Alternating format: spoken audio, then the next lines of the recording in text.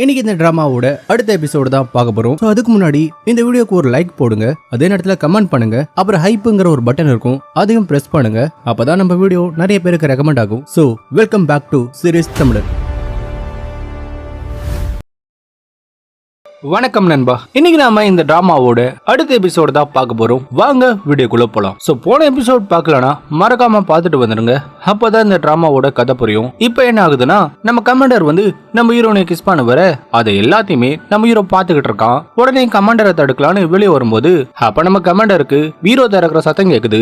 உடனே கமாண்டர் திரும்பும் போது நம்ம லிசு என்ன பண்றா, நம்ம கமாண்டரை அந்த ஹீரோ கிட்ட தள்ளி விட்டுட்டு, இங்க பாரு, முடிஞ்சு போன விஷயத்த பத்தி திரும்ப ஆரம்பிக்காத, நான் ஒன்னும் அவனை காப்பாத்தல, தப்பான ஆளை தேடி வந்திருக்க, கிளம்பு அப்படிங்கிற மாதிரி நம்ம லீசு சொல்ல, உடனே கமாண்டர் அங்க இருந்து கிளம்பிடுறான். ஆனா போன வேகத்திலே வந்து அந்த பீரோவை திறந்து பார்க்க, ஆனா அந்த பீரோக்குள்ள நம்ம ஹீரோ இல்ல. உடனே கமாண்டர் நம்ம லிசு கிட்ட சாரி கேட்டுட்டு அங்க இருந்து கிளம்பிடுறான். அப்ப அவன் போன பிறகு நம்ம தலைவன் அந்த பீரோக்குள்ள இருந்து வெளியே வரான். என்னன்னா, பீரோக்குள்ள ஒரு சீக்கிரட் டோர் இருக்கு. அவன் தான் உங்களை கல்யாணம் தானிக்கே உங்களை வேணான்னு சொல்லிட்டால, அதோட அவனுக்கு வேற ஒரு பொண்ணோட அஃபர் இருக்கு. அதுல ஒன்னும் தப்பு இல்லையே, எல்லாரும் அப்படித்தானே, எல்லாரும் அப்படி இருக்கலாம், ஆனா நான் அப்படி இல்ல. அப்படிலாம் இல்லப்பா, நீயும் அப்படிதான். சரி, நான் எப்படியோ இருந்துட்டு போறேன், ஆனா உங்ககிட்ட ஒண்ணு கேக்குறேன், நீங்க இன்னொரு விரும்புறீங்களா? இல்லவே இல்ல. அப்புறம் எதுக்கு அவர் கூட கஷ்டப்பட்டு வாழ்ந்துகிட்டு இருக்கீங்க? விருடு போலால, அத சொல்ல நீ யாரு? நீ என்னோட ஆசை நாயகன் மட்டும்தான். என்னோட விஷயத்துல தலையிட உனக்கு என்ன தகுதி இருக்கு? உண்மைதான், எனக்கு என்ன தகுதி இருக்கு, நான் கிளம்புறேன் அப்படின்னு சொல்லிட்டு நம்ம தலைவர் அங்க இருந்து கிளம்பிடுறான். இளவரசி, இன்னைக்கு இன்ஸ்பெக்டர் வரலையா? அவரு கூட நீங்க ஒன்னா இருந்தாதான் உங்களுக்கு கெட்ட கனவே வராது. அவளா வேணாம், போய் மருந்து கொண்டு வா. எனக்கு கிட்ட மருந்தாலும் எந்த யூஸும் இல்ல. நான் வேணா மறுபடியும் இன்ஸ்பெக்டரை கூப்பிட்டு வரவா? தேவையில்ல, போய் வேலையை பாரு. கட் பண்ண நம்ம 7ஆம் இளவரசன் ஒரு வழியா அரண்மனைக்கு திரும்ப வந்துடுறான். அவரை எல்லாருமே வரவேற்கிறாங்க. அவர் வந்த உடனே நம்ம அரசருக்கு கிஃப்ட் கொடுத்து அவரை சந்தோஷப்படுத்துறான். என்ன தம்பி, 10 வருஷமா ஆளையே காணும், ஆனா வந்த உடனே எல்லாரையும் அசத்திட்ட? அதெல்லாம் இல்லனா, நான் சும்மா எனக்கு தெரிஞ்ச விஷயத்தை தான் பண்ணேன். கட் பண்ண நம்ம 7ஆம் இளவரசன் வந்து நம்ம தலைவியை போய் மீட் பண்றான். நீ கொண்டு வந்த அந்த 3 கிஃப்டும் ரொம்ப நல்லா இருந்தது. சரி, நீ இப்ப எதுவும் பண்ண வேணாம், நீ அமைதியாரு, இன்ஸ்பெக்டரே பாத்துக்கிட்டோம். அவனை வச்சு இளவரசருக்கும் 2ஆம் இளவரசருக்கும் சண்டை மூட்டி விடுறேன். அவங்க சண்டை போடும் போது நீ மாசா வந்து சிம்மாசனத்துல உட்காரு. ஜேசன் ரொம்ப நல்லவன், நாம அவனை யூஸ் பண்ணிக்க வேணாம். அதோட அவனுக்கு என்னோட உண்மையான அடையாளம் தெரியாது. நாம தான் அவனை இங்க வர வைக்க பிளான் போட்டோம்னு தெரிஞ்சா அவன் ரொம்ப கஷ்டப்படுவான். இங்க பாரு, நீ அரசனானா மட்டும்தான் இந்த மக்களுக்கு நல்லது நடக்கும். ஆனா கவலைப்படாத, ஜேசனோட உயிருக்கு எதுவும் ஆகாது. ஆனா அதே நேரத்துல நம்மளோட திட்டத்தையும் நம்ம கைவிடக்கூடாது. கட் பண்ணா நம்ம இளவரசரை காட்ட அவன் செம காண்ட்ல இருக்கான். எப்ப பாரு ஊரை சுத்திக்கிட்டே இருக்கிற அந்த 7ஆம் இளவரசன் இப்ப என்னடானா இங்க வந்து சீனை போடுறான். கண்டிப்பா அவன் அந்த இன்ஸ்பெக்டர் கூடயோ இல்ல அந்த 2ஆம் இளவரசன் கூடயோ கூட்டணி வச்சிருப்பான். நாம எதுக்கும் உஷாரா இருக்கணும். அதோட நம்ம ஆளுங்க நம்ம பக்கம் வரணும், யார் பக்கமும் போக கூடாது. சோ அதனால நம்ம ஆளுங்களை உடனே வர வைங்க. அவங்க எல்லாருக்கும் ஒரு வார்னிங் கொடுக்கணும். நாளைக்கு எனக்கு பிறந்த நாள், சோ கண்டிப்பா என்னை வாழ்த்துறதுக்காக எல்லாரும் வருவாங்க. அப்ப நாம அவங்களுக்கு ஒரு வார்னிங் கொடுக்கலாம். இப்ப இளவரசரோட பிறந்த நாளுக்காக எல்லா அமைச்சர்களும் நம்ம இளவரசருக்கு வாழ்த்து சொல்ல வர, இன்னைக்கு என்னோட பிறந்த நாள், ஆனா நான் இங்க என்னோட பிறந்த நாள் கொண்டாடுறதுக்காக உங்களை வர சொல்லல. நம்ம நாட்டுல நிறைய பிரச்சனை இருக்கு, அதை பத்தி பேசதான் உங்களை வர சொன்னேன். சரி, என்னோட மனைவி அது என்னன்னு சொல்வா. உங்க எல்லாருக்கும் இன்னைக்கு இளவரசரோட பிறந்த நாளுங்கிறதுனால தான் வந்திருப்பீங்க. நாங்க இளவரசரோட பிறந்த நாளுக்காக நம்ம நாட்டு மக்களுக்கு அரிசி மூட்டைய நன்கொடையா தரப்போறோம். கிட்டத்தட்ட 10 டன் மூட்டைய நன்கொடையா தரப்போறோம். நீங்களும் உங்களால் முடிஞ்சத மக்களுக்கு நன்கொடையா பண்ணுங்க அப்படிங்கிற மாதிரி நம்ம இளவரசரோட மனைவி சொல்ல, அட கொடுமையே, என்னமா நடிக்கிறாங்க, சும்மா கொடுக்கற மாதிரி கொடுத்து அதை பதுக்கி வைக்கிறதுக்கு என்னமா சீன் போடுறாங்க பாத்தியா? என்ன எதுவும் சொல்ல மாட்டீங்க? நீங்க யாரும் நன்கொடை கொடுக்க போறது இல்லையா? இல்ல இளவரசி, நாங்க கொடுக்கறோம் அப்படின்னு சொல்லிட்டு எல்லாரும் நன்கொடை கொடுக்கறதா சொல்ல, நீங்க எல்லாருமே அரிசி மூட்டைய நன்கொடையா கொடுக்க போறதா சொல்லியிருக்கீங்க. எப்பவுமே மக்களுக்கு அரிசியை சப்ளை பண்றது எங்களோட டிபார்ட்மெண்ட் தான். சோ நாங்க பண்ணலாமா இல்ல நீங்களே இதை பண்றீங்களா அப்படிங்கிற மாதிரி 2ஆம் இளவரசன் கேட்க, அப்ப நம்ம ஹீரோ மாசாவுல வந்து, நான் கேள்விப்பட்டேன் உங்க பிறந்தநாளை முன்னிட்டு மக்களுக்கு அரிசி மூட்டையை கொடுக்க போறதா கேள்விப்பட்டேன். ஆமா உண்மைதான். அட பிரமாதங்க, ரொம்ப நல்ல காரியம் பண்றீங்க. சோ உங்க கூட நானும் சேர்ந்து நன்கொடை கொடுக்கலான்னு இருக்கேன் அப்படின்னு சொல்லிட்டு நம்ம தலைவர் அரிசி மூட்டையை தூக்கி போட, பார்த்தா அந்த அரிசியில ஒரு குப்பையா இருக்கு. உடனே நம்ம இளவரசரோட மனைவி வந்து, இன்ஸ்பெக்டர் என்ன இது? அதுவா, மக்கள் இப்பெல்லாம் இந்த மாதிரி அரிசியை தான் சாப்பிடுறாங்க. சோ அதனாலதான் நான் இந்த அரிசியை நன்கொடை கொடுத்திருக்கேன். அப்போ ஒரு பிளாஷ்பேக்கை காட்டுறாங்க. மக்களுக்கு கொடுக்க நம்ம கிட்ட அரிசி ரொம்ப குறைவா இருக்கு. நாம வேணா ராணுவத்தோட அரிசியை யூஸ் பண்ணிக்கலாமா? இல்ல அவசியம் இல்ல, அமைச்சர்கள்கிட்டையும் அரசு குடும்பத்தோட இளவரசர்கிட்டயும் நிறைய தானியங்கள் இருக்கு. அவங்க கிட்ட இருக்கிற தானியங்களை நம்ம வெளியே கொண்டு வரலாம். அப்பதான் இளவரசரோட திட்டத்தை நம்மளால முறியடிக்க முடியும். நாம அதை வெளியே கொண்டு வந்தா மட்டும்தான் நம்மளால அந்த டோங்கியாங் கால்வாயை கட்ட முடியும். அது மட்டும் இல்லாம அப்பதான் நம்மளால மக்களையும் காப்பாற்ற முடியும். நீ சொல்றபடி பண்ணலாம், ஆனா அவங்க வச்சிருக்கிற அந்த மூட்டையை மக்களுக்கு கொடுக்கறது சட்டப்படி தப்பு. ஏன்னா மக்கள் பட்னியில கடக்கும் போது இவங்க அரிசி மூட்டையை பதுக்கி இருக்கிறது ஆதரவத்தோட ப்ரூவ் ஆயிரும். சோ இதனால யாருமே அதை பண்ண முன் வர மாட்டாங்க. நான் அதை பண்றேன் ஏன்னா என்கிட்ட ஒரு பிளான் இருக்கு. ஆனா எனக்கு இதை பண்றதுக்கு பேரரசரோட ஆணை வேணும். ஆனா இந்த பிளான்ல நம்மளோட முதல் பலிகடா நம்ம இளவரசர் தான் அப்படிங்கிற மாதிரி நம்ம தலைவர் நம்ம இரண்டாம் இளவரசர் கிட்ட அவனோட பிளான சொல்லிருப்பான். என்ன நடக்குது? கிளர்ச்சி பண்ண பாக்குறியா? இது கிளர்ச்சி இல்லைங்க, கொஞ்சம் வெளியே போய் பாருங்க. மக்கள் சாப்பாட்டுக்காக உங்க கேட்டாண்ட வந்திருக்காங்க. உடனே எல்லாரும் வெளியே போய் பார்த்தா அங்க நிறைய மக்கள் சாப்பாடு கேட்டு நம்ம இளவரசரோட வீட்டாண்ட வந்திருக்காங்க. உடனே இளவரசரோட ஆளுங்க அவங்க எல்லாரையும் அங்க இருந்து போக சொல்றாங்க. குழந்தைங்கன்னு கூட பார்க்காம அந்த குழந்தைங்களை அவங்கள தள்ளிவிட உடனே நம்ம ஹீரோயினியும் நம்ம ஹீரோவும் அந்த குழந்தைய போய் காப்பாத்துறாங்க. நம்ம ஹீரோ கூட நம்ம ஹீரோயினி க்ளோஸா இருக்கிறத பார்த்ததும் நம்ம கமாண்டருக்கு புறமாயிடுது. உடனே லிசுவ அங்க இருந்து இழுத்துட்டு போறோம். இங்க பாருங்க, இது இளவரசரோட மாளிகை. இளவரசரோட மாளிகைக்குள்ள அத்துமீறி யாரும் நுழையக்கூடாது. அப்படி யாராவது வந்தா அவங்களை கிளர்ச்சியாளர்களா கருதப்படுவாங்க. உடனே இங்க இருந்து போயிருங்க, இல்லனா உங்களை நாங்க கொன்னுருவோம். என்ன கிளர்ச்சியாளர்களா? அவங்கள பார்த்தா உனக்கு கிளர்ச்சியாளர்கள் மாதிரி தெரியுதா? இவங்க இந்த நாட்டோட குடிமக்கள். இங்க பாருங்க கமாண்டர், இந்த விருந்தை ஏற்பாடு பண்ணதே நம்ம இளவரசர் தான். அதுவும் மக்களுக்கு அரிசி மூட்டைய நன்கொடை பண்றதுக்காக தான் அவர் இந்த விருந்தையே ஏற்பாடு பண்ணாரு. சோ மக்களே இங்க வந்து அதை கேக்குறாங்க, நாம அதை கூடுது தானே ஆகணும். இல்ல நீங்க சும்மா வாய் வார்த்தைக்காக தான் நன்கொடை பண்ண போறதா சொன்னீங்களா? இல்ல இளவரசரோட பிறந்த நாளுக்கு நாங்க அரிசி மூட்டை தடதா வாக்குறுதி கொடுத்தோம். அதனால வந்த எல்லாருக்குமே அரிசி மூட்டையை கொடுத்து விடுங்க அப்படிங்கிற மாதிரி நம்ம இளவரசரோட மனைவி சொல்ல உடனே அங்க இருக்கிற எல்லாருக்கும் அரிசி மூட்டையை கொடுத்து விடுறாங்க. இப்போ இந்த விஷயம் நம்ம அரசருக்கு தெரிஞ்ச உடனே நம்ம அரசர் நம்ம ஹீரோவையும் நம்ம இரண்டாம் இளவரசரையும் பாராட்டுறாரு. கட் பண்ணா நம்ம லிசுவை வந்து அரசர் கூப்பிட மக்களுக்கு தேவையான தானியங்களை கொண்டு வரதுக்காக ஜேசனுக்கு நான் சிறப்பான அதிகாரத்தை கொடுத்திருக்கேன். அவ என்ன பண்றான்னு உனக்கு ஏதாவது தெரியுமா? அந்த விஷயத்துக்கு பிறகு நான் அவனை பார்த்தே 10 நாள் ஆகுது. என்ன பண்றான், எங்க போனான்னு கூட தெரியல. அவ இல்லாம எனக்கு தூக்கமே வர மாட்டுது. உன்னதாமா கேக்குறேன், எனக்கு பெருசா எதுவும் தெரியாதுப்பா. ஆனா கேள்விப்பட்ட வரைக்கும் அவன் நிறைய பேரை போய் பார்த்து உதவி கேட்டிருக்கான். ஆனா யாருமே கொடுக்க முடியாதுன்னு சொல்லிட்டாங்க. இது வரைக்கும் ரொம்ப கம்மியான அரிசி மூட்டை தான் கலெக்ட் பண்ணிருக்கான். அவன் டோங் மக்களுக்காக மட்டும் இதை பண்ணல, நம்ம நாட்டுக்காகவும் நமக்காகவும் இதை பண்ணிட்டு இருக்கான். ஆனா அந்த அதிகாரிங்க என்னன்னா எனக்காக பண்றான்னு தெரிஞ்சும் அவனுக்கு தானியங்களை கொடுக்கல. அவங்க என்ன அவமானப்படுத்த பாக்குறாங்களா? ஜேசனுக்கு நீ உதவி பண்ணு, நீ என்னோட பொண்ணு, அதே நேரத்துல கூ குடும்பத்தோட மருமக, அதே சமயத்துல நீ இளவரசரோட ஆளாவும் இருக்க. சோ நீ இந்த விஷயத்துல தலையிட்டா கண்டிப்பா நான் இதுல தலையிடுறதா அந்த அதிகாரிங்க புரிஞ்சுப்பாங்க. சோ அப்பா அவங்க அந்த தானியங்களை கொண்டு வருவாங்க. அப்பா நான் ஒன்னும் அவ்வளவு பெரிய ஆள் இல்ல, என்கிட்ட இவ்வளவு பெரிய பொறுப்பா கொடுக்குறீங்க.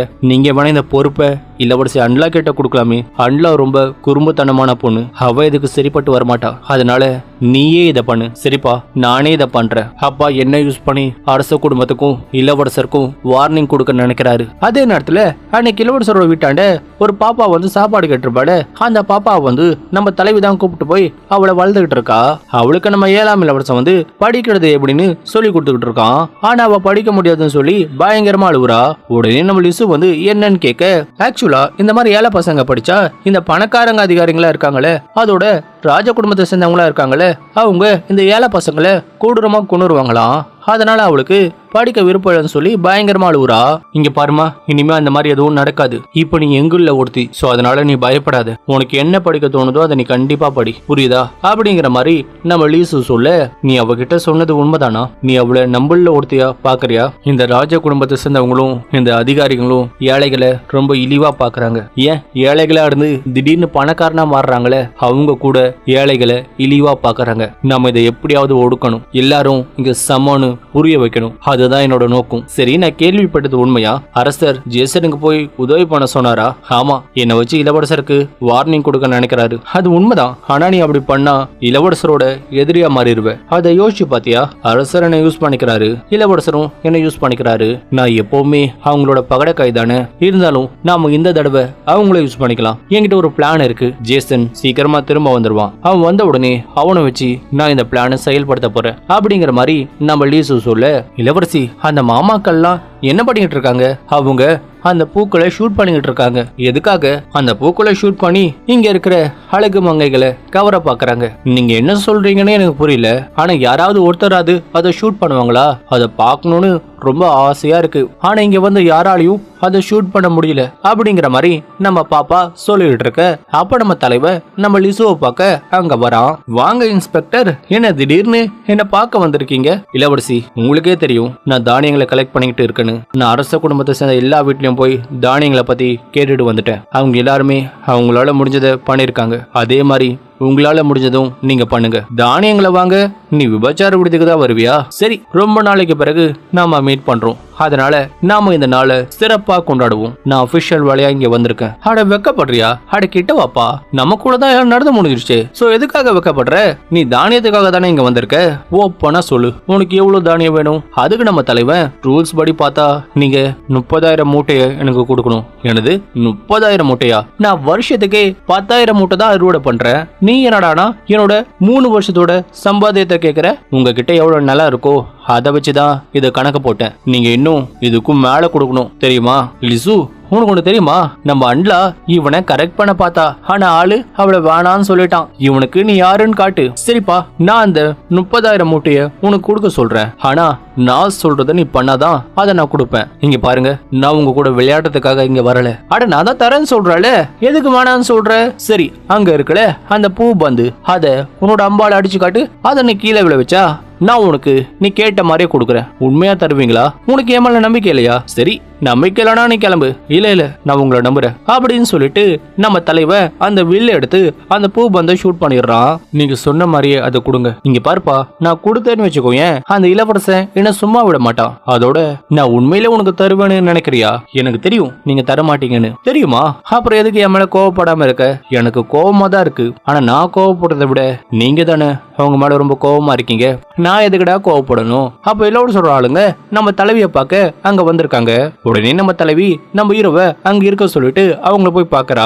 என்ன இளவரசி, அவனை வச்சு சரிங்க போல, பின்ன செய்யாம நம்ம கிட்டே வந்து சீனா போடுறான். அதனாலதான் அவனை நம்ப வச்சு ஏமாத்தினேன். சரி, நடந்ததை போய் இளவரசர் கிட்ட சொல்லிரு. ஆனா நீங்க தான் அந்த பூ பந்து அடிச்சா தரேன்னு சொன்னீங்களே. தரேன்னு சொன்னேன், ஆனா தர மாட்டேன். முடிஞ்சா என் குடோன்ல இருக்கிற அந்த தானியத்தை வேணா திருடிட்டு போகட்டும். ஆனா அவனால திருட முடியாது, ஏன்னா அவன் ஒரு தொடநடுங்கி அப்படிங்கிற மாதிரி நம்ம தலைவி சொல்ல. அப்போ இது எல்லாத்தையுமே நம்ம தலைவன் கேட்டுட்டு இருக்கான். உடனே கோவமா அங்க இருந்து கிளம்பிடுறான். கட் பண்ணா நம்ம தலைவியோட குடோனை காட்டுறாங்க.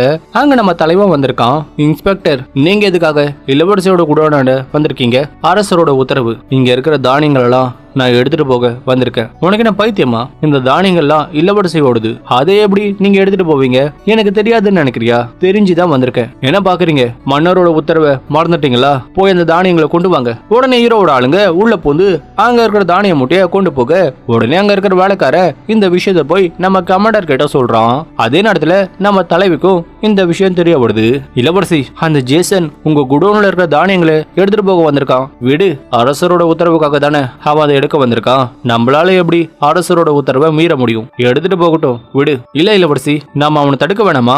அதெல்லாம் வேணாம், என் புருஷன் அங்கதானே இருக்கான், அவன் பார்த்துப்பான், நாம இங்கேயே இருக்கலாம். அதே நேரத்துல நம்ம பாடி கார்டு வந்து நம்ம கமாண்டரு ஹீரோவை கொல்ல போறதா கொஞ்சம் சொல்ல, உடனே நம்ம தலைவி நம்ம ஹீரோவை காப்பாத்துறதுக்காக கிளம்புறா. ஆக்சுவலா என்ன ஆயிருக்கும்னா, நம்ம தலைவியால டைரக்டா அந்த தானியங்களை கொடுக்க முடியாது. ஏன்னா கொடுத்தா அவ இளவரசர் எதிர்க்கிற விஷயம் தெரிஞ்சிடும்ல.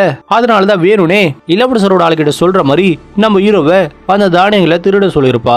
நம்ம ஹீரோவோ அதனாலதான் அந்த தானியங்களை திருட வந்திருக்கான். ஆனா அதே நேரத்துல நம்ம கமாண்டர் வந்து ஹீரோ பண்றதை பார்த்து கடுப்பாகி நம்ம ஹீரோவை கொல்றதுக்காக கிளம்பிக்கிட்டு இருக்கான். அதே நேரத்துல கமாண்டர் வந்து நம்ம ஹீரோவை அட்டாக் பண்ண, என்ன இன்ஸ்பெக்டர், எவ்வளவு தைரியம் இருந்தா இளவரசியோட குடோன்ல வந்து திருடுவீங்க? இங்க பாரு, அரசரோட ஆணையை வச்சுதான் நான் இங்க இருக்கிற தானியங்கள் எல்லாம் கொண்டு போறேன். அரசரோட ஆணை இருந்தாலும் இது இளவரசியோட தானிய குடோன். இதுல இருந்து தானியங்கள் எடுக்க அரசருக்கே உரிமை இல்ல.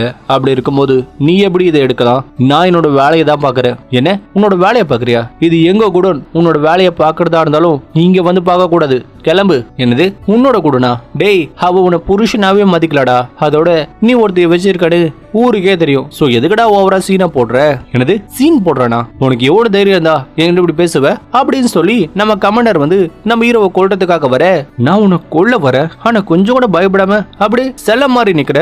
நான் எதுக்கடா பயப்படணும்? என்கிட்ட அரசரோட ஆணை இருக்கு, அதனாலதான் இந்த தானியங்களை எடுக்க எனக்கு உரிமை இருக்கு. நீ யாருக்கிட்ட வேணாலும் கம்ப்ளைண்ட் பண்ணிக்கோ. ஓ, அந்த அளவுக்கு போயிட்டியா? இனிமே உன்னை விட்டு வைக்கிறது சரியில்லை அப்படின்னு சொல்லி அவன் நம்ம ஹீரோவுக்குள்ள போக கரெக்டா நம்ம தலைவி வந்து அவனை தடுத்துடுறா. அவன் அதை எடுத்துட்டு போகட்டும். நீ எதுக்கு அவனை காப்பாத்துற? நான் தான் சொல்றல, அவன் அதை எடுத்துட்டு போகட்டும். அவன் அதை உங்ககிட்ட இருந்து திருடிட்டு போறான். என்னால இதை பார்த்துட்டு சும்மா இருக்க முடியாது அப்படின்னு சொல்லி அவன் நம்ம ஹீரோவை தாக்கலான்னு வர, அப்ப நம்ம தலைவி குறுக்க வர, அப்ப கமாண்டரோட ஈட்டி நம்ம தலைவியோட கழுத்துல பட்டுடுது. லிசு, நீ எதுக்கு குறுக்க வந்த? ஜேசன், என்ன பாக்குற? உடனே அதை எடுத்துட்டு கிளம்பு. உடனே தலைவன் அதை எடுத்துட்டு அங்க இருந்து கிளம்புறான். நம்ம தலைவன் போன பிறகு நம்ம கமாண்டர் வந்து, லிசு, எதுக்காக நீ இப்படி பண்ற? அவனை எதுக்கு காப்பாத்த பாக்குற? நான் ஒண்ணு அவனை காப்பாத்தல, உன்னைதான் காப்பாத்துற. என்ன காப்பாத்தினியா? ஆமா, ஒருவேளை நீ அவனை தெரியாம கொண்டு இருந்தனா அரசர் ஓ மேலதான் கோவப்படுவாரு. அதுக்கப்புறம் உனக்கு மரண தண்டனை கிடைக்கும். அதனாலதான் நான் உன்னை தடுத்தேன். ஓ, அப்படின்னா ராஜா கிட்ட இருந்து என்ன காப்பாத்ததான் இப்படி பண்ணியா? நான் இதை நம்புவேன்னு நினைக்கிறியா? நீ நம்புறியோ நம்பலையோ அது இப்ப முக்கியம் இல்ல. நம்ம இளவரசர் கிட்ட தானியம் இருக்கிற விஷயம் அவனுக்கு தெரியக்கூடாது. சோ உடனே இளவரசர் கிட்ட சொல்லி தானியங்களை பதிக்க வைக்க சொல்லு. சரி, நான் உடனே போய் இளவரசரை பாக்குறேன். ஆனா அதுக்கு முன்னாடி நம்மளை எதிர்த்தான்ல அவனுக்கு நாம ஒரு பாடம் புகட்டணும். என்ன பண்ண போற? நான் அவன் மேல நாளைக்கு ஒரு கேஸ் போட போறேன். உன்னை கொலை பண்ண பார்த்ததுக்காக. கண்டிப்பா இந்த விஷயத்துல இளவரசரும் நமக்கு உதவி பண்ணுவாரு. ஏன்னா அவரோட எதிரியை காலி பண்றதுக்கு அவரு கண்டிப்பா இதை யூஸ் பண்ணிப்பாரு. அதனால அந்த ஜேசன் இருக்க கூடாது. இல்ல, அவன் போய் என்ன கொலை பார்த்தான். அதான் உன் கழுத்துல ஒரு காயம் இருக்கே, அது அவன் தானே பண்ணா? நீ கூட அரசர் கேட்டா அவன் தான் அதை பண்ணான்னு சொல்லு. உனக்கு என்ன தோணுதோ பண்ணிக்கோ. வேணும்னா அவன் மேல கேஸ போடு, அவனை கொலை பண்ணிக்கோ, என்ன வேணா பண்ணிக்கோ. எனக்கு எந்த பிரச்சனையும் இல்ல. அவனுக்கும் எனக்கும் எந்த சம்பந்தமும் இல்லைன்னு சொல்றேன். ஆனா நீ என்னன்னா திரும்ப திரும்ப அவனை ஏன் கூட வச்சு பேசுற. ஆனா அதே நேரத்துல அரசரை எதிர்க்கிற அளவுக்கு எனக்கு தைரியம் இல்ல. அதனாலதான் அந்த தானியத்தை கொண்டு போக சொன்னேன். நீ அரசரை எதிர்க்க வேணாம், நான் இதை பாத்துக்கிறேன். நீ பாத்துப்பேன்னு எனக்கு தெரியும். ஆனா கடைசியா உனக்கு ஒரு வார்னிங் கொடுக்குறேன். நான் இந்த தானியங்களை இழந்தது எனக்கு பெரிய விஷயமாவே தெரியல. ஆனா இளவரசரோட கூட மாட்டிக்கிச்சுன்னா நீ பெரிய பிரச்சனையில மாட்டிப்ப. சோ என்கிட்ட நின்னு பேசுறதை விட முதல்ல இளவரசரை போய் உஷார்படுத்த பாரு. உடனே அவன் அங்க இருந்து கிளம்பிடுறான். இளவரசி, நீங்க அவனை நல்லா வச்சு செஞ்சுட்டீங்க. அதே நேரத்துல இன்ஸ்பெக்டரும் பெருசா எதுவும் ரியாக்ட் பண்ணல. ஆனா அவன் இந்த அளவுக்கு போவான்னு நான் எதிர்பார்க்கல. குறிப்பா நான் சொன்ன மாதிரியே என் குடோனுக்கு வந்து இதை பண்ணிட்டான். ஏன்னா நீங்க தானே வேணும்னே அவனை உசுப்பேத்தி விட்டீங்க. இப்ப அவன் பிரச்சனையில மாட்டிக்கிட்டான். உண்மைதான், நான் தான் அவனை உசுப்பேத்தி விட்டேன். ஆனா இதையே சாக்கா வச்சு அந்த கமாண்டரை தப்பு பண்ண வைப்ப. ஏன்னா அவன் இப்ப இளவரசரை போய் பார்த்து இந்த விஷயத்த சொல்லுவான். உடனே இளவரசர் அவர் பதுக்கி வச்சிருக்கிற அந்த தானியத்தை வேற இடத்துக்கு மூவ் பண்ணுவாரு. சோ அப்ப இளவரசர் எங்க தானியங்களை பதுக்கி வச்சிருக்காருன்னு தெரிஞ்சிடும். அதை கண்டுபிடிக்க தான் நான் இந்த பிளானையே போட்டேன். ஆனா இந்த பிளான் சக்சஸ் ஆகணும்னா அது நம்ம இன்ஸ்பெக்டர் கையில தான் இருக்கு. அவன் உஷாரா இருக்கணும். இந்த பிரச்சனை முடிஞ்சதுக்கு அப்புறம் நானே போய் இன்ஸ்பெக்டர் கிட்ட மன்னிப்பு கேட்பேன். கட் பண்ணா நம்ம தலைவியை பார்க்க நம்ம 2ஆம் இளவரசர் வரான். ஆனா நம்ம பாப்பா அவனை உள்ள விட மாட்டா. ஏய் சில்வண்டு, நான் யாருன்னு தெரியுமா? நீங்க யாரா வேணா இருங்க, இந்த நேரத்துல இளவரசிய பார்க்க முடியாது. அட, என்ன ஓவரா பண்ற? உன்னை ஒரு போடு போட்டே அவன் ஏன் எங்க போடுங்க பாக்கலாம், இப்ப பாருங்க அப்படின்னு சொல்லி அவன் நம்ம 2ஆம் இளவரசரை கீழே தள்ளிவிட, ஏய் சில்வண்டு, உனக்கு எவ்வளவு தைரியம் இருந்தா என்னையே தள்ளி விடுவ? அப்ப நம்ம தலைவி 2ஆம் இளவரசரை உள்ள கூப்பிட, ஏய் நீ சொல்லிதானே அவனை ஏன் டீம்ல சேர்த்த? இப்ப என்னடா அவனை இவ்வளவு பெரிய பிரச்சனை இல்ல மாட்டி விட்டுட்ட? ஓ, அந்த தானிய விஷயத்த பத்தி கேக்குறியா? அவன் அப்படி பண்ணுவான்னு நானே எதிர்பார்க்கல. உன் கழுத்துல ஒரு காயம் இருக்கே, அந்த காயத்துக்கு காரணம் ஜேசன் தானா? ஆமா, அவன் தான் என்ன கொலை பண்ண பார்த்தான். ஒரு இளவரசியே கொல்ல பார்த்தானா? அவன் என்ன முட்டாளா? இங்க பாரு 2ஆம் இளவரசி, அவன் தன்னோட வேலையை தான் பார்த்தான். அவன் இடத்துல யார் இருந்தாலும் அப்படிதான் பண்ணுவாங்க. இப்ப நீ என்ன பண்ண போற? ஏன்னா அவன் உன் டிபார்ட்மெண்ட் கிட்ட தான் வேலை செய்யறான். அவனை காப்பாத்த போறியா இல்ல அவனை கைவிட போறியா? நான் அவனை காப்பாத்தணுமா? அவன் எனக்கு எப்பவுமே ஒரு தலைவலி தான். அதுவும் இளவரசியே கொலை பண்ண பார்த்திருக்கான். இது எவ்வளவு பெரிய ராஜ துரோகம் தெரியுமா? இந்த விஷயத்தெல்லாம் என்னால எதுவும் பண்ண முடியாது. மாட்டிக்கிட்டு சாகட்டும். அதோட இளவரசன் இதையே சாக்கா வச்சு என் மேல அரசர்கிட்ட கம்ப்ளைண்ட் பண்ணுவான். அரசர் மட்டும் அதுக்கப்புறம் என்னை பத்தி விசாரிச்சாருன்னா நான் மாட்டிப்பேன். நீ கொஞ்சம் இப்படி யோசிச்சு பாரு. ஒருவேளை உன் மேல நிறைய கம்ப்ளைண்ட் வந்தா நீனும் சேஃபா இருப்ப. ஏன்னா அப்பதான் நம்ம இளவரசர் கூட எத்தனை பேர் கூட்டணி வச்சிருக்காங்கன்னு அரசருக்கு தெரியும். இளவரசர் கூட நிறைய ஆளுங்க கூட்டணி வச்சிருக்கிறது தெரிஞ்சா கண்டிப்பா நம்ம அரசர் இளவரசரை நினைச்சு பயப்படுவாரு. அதோட நாளைக்கு நீ மட்டும் ஜேசனுக்கு சப்போர்ட் பண்ணனா அரசருக்கு இன்னும் உன் மேல மரியாதை வரும். இப்ப என்னால எதுவும் பண்ண முடியாது. இருந்தாலும் இன்ஸ்பெக்டர் விஷயத்துல நான் கொஞ்சம் யோசிச்சு முடிவு எடுக்கிறேன் அப்படின்னு சொல்லிட்டு 2ஆம் இளவரசன் அங்க இருந்து கிளம்பிடுறான். அவன் போன உடனே நம்ம ஹீரோ அங்க வரான். ஏய் நீ எதுக்கடா இங்க வந்த? அதுவும் இவ்வளவு நடந்த பிறகு எதுக்கடா திரும்ப என்ன பார்க்க வர? முதல்ல உட்காரு வலிக்குதா? நாளைக்கு என்ன ஆனாலும் சரி, ஏன் என்னோட உயிரே போனாலும் சரி, நீ உன்னை காயப்படுத்திக்க கூடாது. அதுவும் எனக்காக நீ உன்னை வருத்திக்க கூடாது. எனக்கு சத்தியம் பண்ணு, இனிமே நீ என்னோட விஷயத்துல தலையிடக்கூடாது. நீ என்ன நினைச்சு கவலைப்படுற, ஆனா நான் உன்னை நினைச்சு கவலைப்படுறேன். ஏன்னா நீ நாளைக்கு உயிரோடு இருப்பியானே தெரியல, எனக்கும் தெரியும். ஆனா அதை நினைச்சு நான் கவலைப்படல. மக்களுக்காக தானே நான் இதெல்லாம் பண்றேன். மக்களுக்காக என்னோட உயிர் போகுதுன்னா அதை நினைக்கும் போது எனக்கு பெருமையா தான் இருக்கு. இப்ப அடுத்த நாள் நம்ம கமாண்டர் வந்து நம்ம அரசர்கிட்ட நம்ம ஹீரோவை பத்தி ரிப்போர்ட் பண்றான். உடனே இளவரசரோட ஆளுங்க நம்ம ஹீரோ பண்ணது ராஜ துரோகம் சொல்லி நம்ம ஹீரோவை கொலை சொல்லி அரசர்கிட்ட சொல்ல, அப்ப நம்ம ஹீரோவும் நம்ம ஹீரோனையும் உள்ள வராங்க. லிசு கமாண்டர் எதுவும் சொல்றாரு, அது உண்மையா? இன்ஸ்பெக்டர் நேத்து உன்னோட குடோன்ல புகுந்து தானியங்களை திருடுனதும் இல்லாம உன்னை கொலை பண்ண பார்த்தாரா? ஆமா, அது உண்மைதான் இன்ஸ்பெக்டர். இங்க இருக்கிற எல்லாருமே உங்க மேல கம்ப்ளைண்ட் பண்ணிருக்காங்க. நீங்க ஏதாவது சொல்ல நினைக்கிறீங்களா? ஆமா, நான் பண்ணது பெரிய தப்பு தான். பெரிய பதவியில இருக்கிற நீங்களாம் குவான்சாங்கள சாப்பாடுக்கு வழி இல்லாம செத்துக்கிட்டு இருக்கிற மக்களை நினைச்சு கொஞ்சம் கூட கவலைப்படாம கண்டுக்காம உங்களோட வாழ்க்கையை வாழ்றீங்களே, அதை நினைக்கும் போது நான் பண்ணதெல்லாம் பெரிய தப்பு தான். அதோட அங்க இருக்கிற மக்கள் பச்சை குழந்தைக்கு கூட சாப்பாடு போட முடியாம அந்த குழந்தையோட அம்மா வயிற்றுல அடிச்சுக்கிட்டு கஷ்டப்படுறாங்களே, அந்த கதறல் சத்தம் கேட்டு கூட நீங்க உதவி பண்ணுவீங்க நினைச்சு உங்க வீட்டு வாசல் முன்னாடி வந்து கெஞ்சினே, அதுவும் நான் பண்ண பெரிய தப்பு தான். நான் ஒரு முட்டாள். உங்களை போய் நம்பினேன் பாருங்க. மக்களுக்கு தான் நம்மள சேவை பண்றோன்னு வெறும் புத்தகத்துல மட்டும்தான் இருக்கு, அது உங்க மனசுல இருக்கும்னு நினைச்சேன் பாத்தீங்களா? அதுதான் நான் பண்ண தப்பே. நான் தானியத்தை திருடிட்டேன்னு எல்லாருமே என் மேல பழி போட்டிருக்கீங்களே. ஆமா, நான் தான் அந்த தானியத்தை திருடினேன். என்ன இப்போ அரிசியை கேட்டீங்களா? அவன் தான் அதை பண்ணனே ஒத்துக்கிட்டான். அவனை விடாதீங்க, அவனை கொன்னுருங்க. உங்களுக்கு என்ன தெரியும்? 30,000 மூட்டை தானியம் இளவரசியால தனியால உட்காந்து சாப்பிட முடியுமா? எப்படியும் இளவரசியால அவ்வளோ சாப்பாடை சாப்பிட முடியாது. எப்படியும் அது வீணா போய் குப்பையில தான் கொட்டுவாங்க. ஆனா அந்த குப்பையில கொட்டுற சாப்பாடு ஒரு நாள் குவான்சாங்ல இருக்கிற லட்சக்கணக்கான மக்களோட பசியை போக்கும். ஆனா அந்த சாப்பாடு அவங்களுக்கு கரெக்டான நேரத்துல போய் சேரலனா அவங்க செத்து போயிருவாங்க. அதுக்கப்புறம் செத்து போனவங்களை வச்சு இந்த நாட்டை ஆளுவீங்களா? இதெல்லாம் உங்களுக்கு எங்க புரிய போகுது? உங்களுக்கு எல்லாம் தேவையானதெல்லாம் உங்களோட குடும்பம் நல்லா இருக்கணும். அப்புறம் உங்களுக்கு வேண்டப்பட்ட உங்களோட மனசு கஷ்டப்படக்கூடாது. நீங்களா என்ன நினைச்சுக்கிட்டு இருக்கீங்க? அதோட உங்க எல்லாரையும் பார்த்து கேக்குறேன், உங்களுக்கு எதாங்க முக்கியம்? உங்களோட அந்த ஈகோவா இல்ல மக்களோட உயிரா? நான் அந்த ஏழைங்களுக்காக போராடுறேன். இந்த அரசாங்கத்துக்குள்ள நான் வந்த உடனே மக்களுக்கு சேவை பண்ணணும்னு நான் சபதம் எடுத்தேன். மக்களுக்கு சேவை பண்ண நான் எந்த எக்ஸ்ட்ரீமுக்கும் போவேன். ஒருவேளை நான் செத்து போனாதான் உங்களோட மனசு மாறும்னா நான் தாராளமா என்னோட உயிரை கொடுக்குறேன். அதுவும் என்னோட சாவுதான் அந்த மக்களோட பசியை போக்கும்னா நான் கண்டிப்பா என்னோட உயிரை கொடுக்குறேன். அரசே, தயவு செஞ்சு என்ன கொன்னுருங்க அப்படிங்கிற மாதிரி நம்ம ஹீரோ சொல்ல, இதோட இந்த எபிசோடு முடியுது. இந்த வீடியோ பிடிச்சிருந்தா லைக் பண்ணுங்க, ஷேர் பண்ணுங்க, மறக்காம நம்ம சேனலை சப்ஸ்கிரைப் பண்ணுங்க. அடுத்த வீடியோல மீட் பண்ணலாம்.